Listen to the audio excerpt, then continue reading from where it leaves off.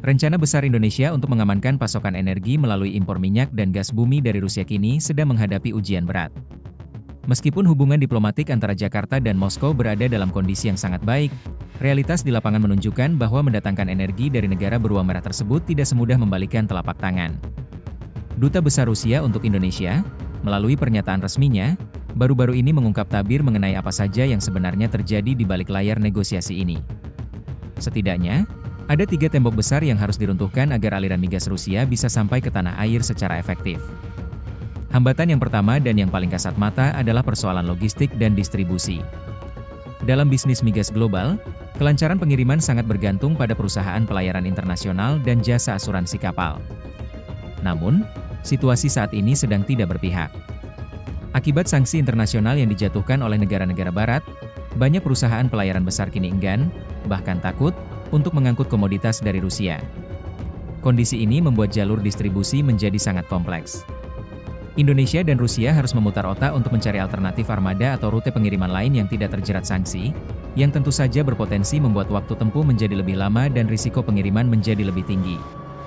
Bergeser dari masalah fisik di laut, hambatan kedua muncul dari sektor finansial, yaitu mekanisme pembayaran.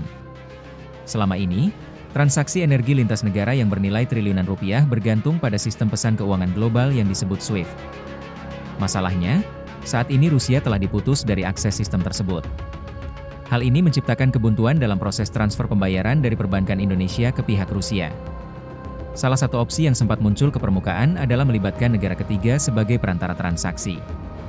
Namun, skema ini dinilai seperti pedang bermata dua. Di satu sisi bisa menjadi solusi, namun di sisi lain akan menambah kerumitan administrasi dan memperpanjang rantai birokrasi keuangan. Persoalan ketiga yang mungkin paling mengejutkan bagi publik adalah mengenai harga. Banyak pihak di dalam negeri berharap bahwa kedekatan hubungan Indonesia dan Rusia bisa menghasilkan harga teman atau diskon besar-besaran di bawah harga pasar dunia.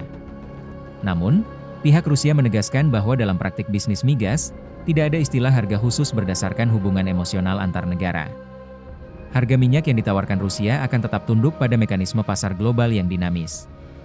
Bahkan, ada kemungkinan harga akhir yang diterima Indonesia bisa saja lebih tinggi dari kondisi normal, mengingat adanya tambahan biaya untuk menutupi kerumitan logistik dan risiko pengiriman yang tadi telah disebutkan. Meski dikepung oleh 3 masalah krusial ini, mulai dari sulitnya mencari kapal, rumitnya cara membayar, hingga harga yang tetap mengikuti pasar, Rusia menyatakan bahwa pintu kerja sama tidaklah tertutup.